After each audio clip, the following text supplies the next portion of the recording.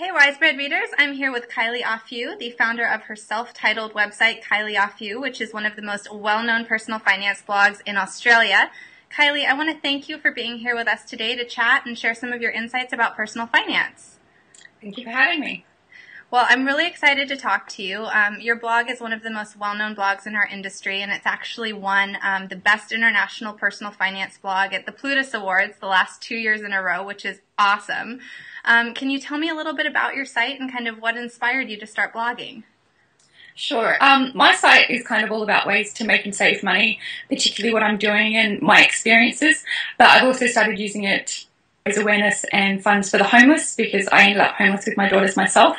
So I sort of share a lot about myself on there. I originally started blogging to track my goal to become a millionaire by the time I'm 30, and I really didn't expect it to sort of take off like it did, and I ended up becoming a published author and freelance writer and public speaker, and as you mentioned, I've won awards from it, so it's growing much bigger than I expected. That's awesome. Yeah, well, I mean, obviously as a personal finance blogger, I'm sure you've, read and shared way more than your fair share of money-saving tips. What's the best money-saving advice you've ever heard? To separate your money and always save at least 10% of everything that you earn as soon as you start earning. My dad was always big on having us save money, particularly 10% was always pushed. And so when I moved out at 17, I had money saved because as soon as I started working, I was putting money away. And same thing when I was 18, I had money to buy a car and things like that. So yeah, definitely save at least 10%. That's awesome. That's great advice. For people who have read your blog, you're very open about your life and a lot of the things that you've been through. Personally, for me, I find your story just really inspiring, and I love that you're so open about everything, and you're so, you share everything.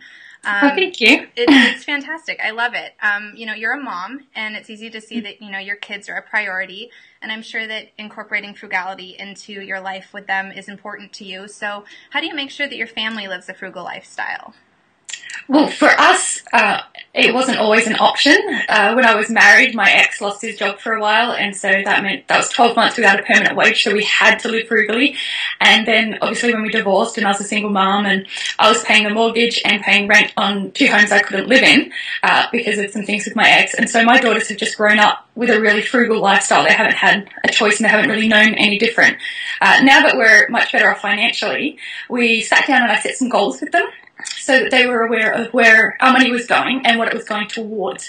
And so they sort of have some motivation because we want to buy a house and they want pink bedrooms and they want pets and stuff. And so anytime they're asking for a toy, I'll be like, do you want that $20 toy or do you want us to buy a house? And almost all the time they'll pick the house. So it's really easy to have a frugal lifestyle when the kids are involved and knowing about the decisions that you're making and why you're making them. That's awesome. I mean, it sounds like you definitely include them in your, financial discussions and everything.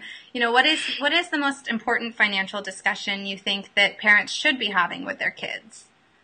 I think all parents should sit down and have a conversation about the family budget and the family goals. My father always did this with us when I was growing up, and it's something that I do with my children. So just discussing the amount of money that's coming in, all the expenses that you have both now and things that you'll have in the future. Like I plan on sending my daughters to private high schools, which will be about $6,000 for each of them per year. Wow. And so that's a long-term expense that we'll sort of have to look at later.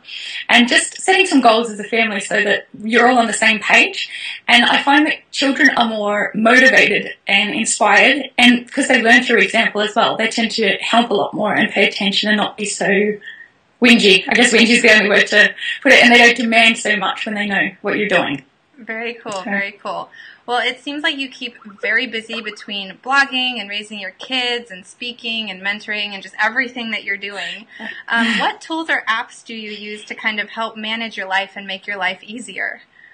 The 2 main ones, I guess, that I use are Evernote, which I only discovered a few months ago, thanks to my sister. And I love it. There's so much that you can do there.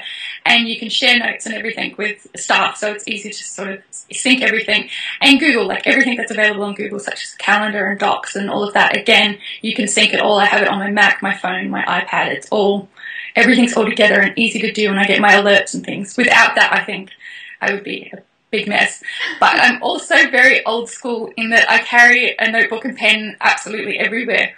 Like I know that I can type things on my iPad, but I just find I tend to get more inspiration when I sit down with a notepad and pen, and I can think faster for some reason too. So Yeah, those would be my main three: Evernote, Google, and a notepad. A notepad, yeah, that's a very writer sort of thing to always have your notepad and be like writing everything down. I love it. So you've published books, you're working on ebooks and e-courses and so much more. Obviously, you've got a very entrepreneurial spirit. So I'm curious to know, what is your best advice for somebody who is thinking about starting their own business? All right, my best advice would be to work out some systems. When I started, I was really haphazard because I didn't expect to grow a business. I was just sort of writing online and doing my thing. So I had no set plans for anything, no schedule, no calendar for blog posts, like scheduling them up. And I had no idea on social media how I was going to use it or anything like that. And social media has actually been the biggest part of my business, and I really didn't utilize that early because I had no systems in place. So definitely plan everything and streamline it all and have systems in place. Also, like, not just for yourself, but when you later hire staff, you can hand them over your method of doing things and know that it will happen how you want it to happen, and you won't have to oversee everything, if that makes sense. That definitely makes sense. That's great advice. And do you have any, money saving tips for somebody who wants to start their own business on, keeping costs low until they're able to, start turning a profit and have revenue coming in?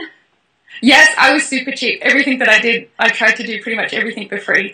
Basically, like, my idea behind it all is that expensive doesn't equal better, and there's lots of things that you can get for free or very cheap. Like, some of my best graphic design that I've bought has been from Fiverr, and that's $5, so it's like next to nothing. Most of my business has come through Facebook, Twitter, or Pinterest, and they're all free to use. So look at everything that you want to do, like, look back at your plan that you sort of created, what you want to do, and work out the sort of cheapest or free ways that you can do it. Because, virtually everything can be done for free, I sort of found. And, especially media exposure, that's a huge one. Actually, if you just answer reporter call-outs, for example, you can get a lot of media exposure, which you get more traffic and benefits from than if you place an ad in the same publications, I found. That's awesome advice. Actually, I've never paid for advertising. But, really? That is impressive. That is fantastic. Yeah. So, I'm sure that keeping in touch with clients and family and friends in a frugal way is really important to you, obviously, because you're very into saving money.